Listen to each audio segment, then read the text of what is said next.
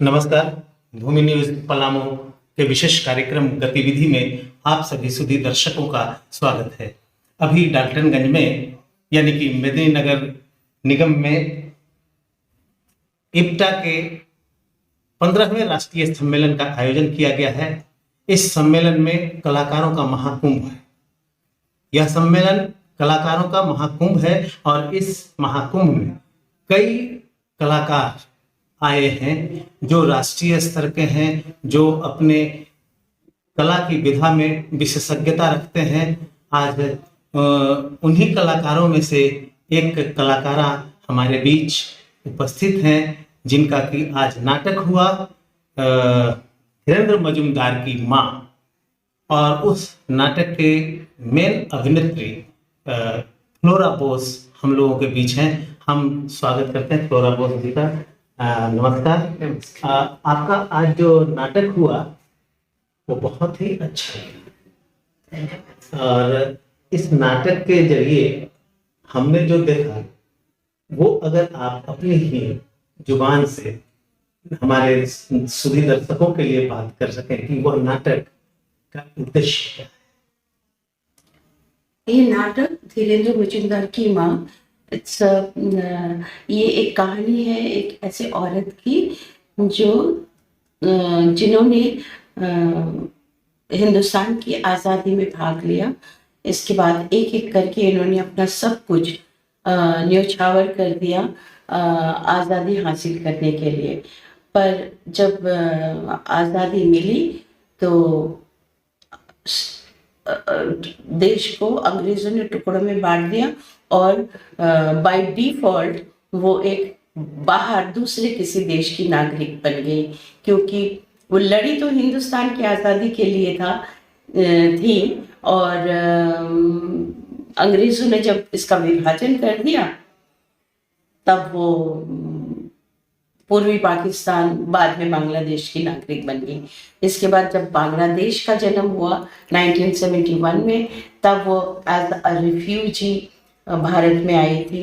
किसी कारणों से वो वापस नहीं जा सकी और अपने आखिरी दम तक वो भारत के रिफ्यूजी कैंप में ही रही। ये उस औरत के जीवन की दास्तान जी। जैसा कि मैंने नाटक में देखा कि धीरेन्द्र मजूमदार एक क्रांतिकारी है और आप धीरेन्द्र मजूमदार की माँ शांति मजूमदार की भूमिका का अभिनय कर रही थी। तो इस अभिनय के दौरान यह हमने देखा कि एक क्रांतिकारी की माँ भी क्रांतिकारी हो गई जो अपने घर से बाहर नहीं निकलती। जी, यह ट्रांसफॉर्मेशन जो है, ये इस संदर्भ में आप कुछ कहना चाहें तो? इस संदर्भ में मैं यही कहना चाहूंगी, क्योंकि उनके परिवार, उनके समाज की ये हालत थी कि औरतों को अंतःपुर में ही रखा जाता था। बाहर की दुनिया में क्या कुछ घट रहा है वो कभी जान नहीं पाते थे। तो धीरेन्द्र मजूमदार, ये शांति मजूमदार के बच्चे जो आगे पढ़ लिख कर गए, ये अपने बेटे की क्रांतिकारी राह में ही चल पड़ी। उसके बेटे ने उसकी माँ को देश में क्या कुछ घट रहा है उससे पहले उसको अवगत कराया। फिर क्योंकि वो औरतें अंदर से तो चाहती बहुत कुछ है लेकिन कर नहीं कुछ पाती है, क्योंकि अपने आप में उनका कुछ सोचना, नियम कानून तोड़ना ये गुनाह माना जाता था। लेकिन शांति मजूमदार में इतना साहस था कि उन्होंने वो सब तोड़ के और अपने बेटे की राह में चल पड़ी। क्या इस नाटक के संदर्भ में यह कहा जाना कोई अतिशयोक्ति नहीं होगा कि यह नारी के संघर्ष का आह्वान भी यह नाटक है? नारी शक्ति तो हमेशा से ही थी, लेकिन उसको जागृत करवाया धीरेन्द्र मजूमदार ने। हाँ, और मजूमदार की माँ, वो अपनी माँ को, यानी धीरेन्द्र मजूमदार की माँ ने लोगों को ये अपने ट्रांसफॉर्मेशन के आधार पर, जैसे कि धीरेन्द्र मजूमदार जो है वह शांति मजूमदार जो है अपने आप, जैसा कि अभी आप बात कहीं कि औरतों का बहुत ही अंतःपुर में रहना, यानी कि बाहर नहीं निकलना, और ऐसे में आप किस रूप में प्रेरित हुई धीरेन्द्र मजूमदार?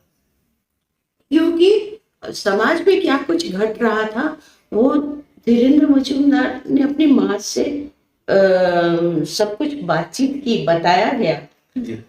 जब उसने सूर्य सेन को लाके अपने घर में रखा, हाँ। उसकी माँ को जब पता चला कि उसका बेटा भी सूर्य सेन मास्टरदा के साथ है, उसके बाद समाज में क्या कुछ घट रहा है वो उसके बाद बताया, तो उसकी चेतना जागी और आगे चल पड़ी। उसकी चेतना तो पहले भी तब जागी थी जब उसने देखा था उसके घर में डॉक्टर नहीं आ सकते थे, औरतें मर जाती थी प्रसव के समय, तब भी वो कुछ नहीं कर पाती थी। लेकिन अब वो कुछ करने लायक हुई, तब उसने किया।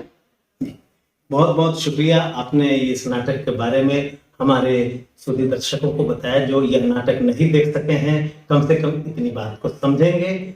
अभी आप सुन रहे थे और जिन्हें देख रहे थे वो नाट्य जगत की सुप्रसिद्ध अभिनेत्री फ्लोरा बोस से बातचीत हो रही थी और उनकी बातों को आप सुन रहे थे।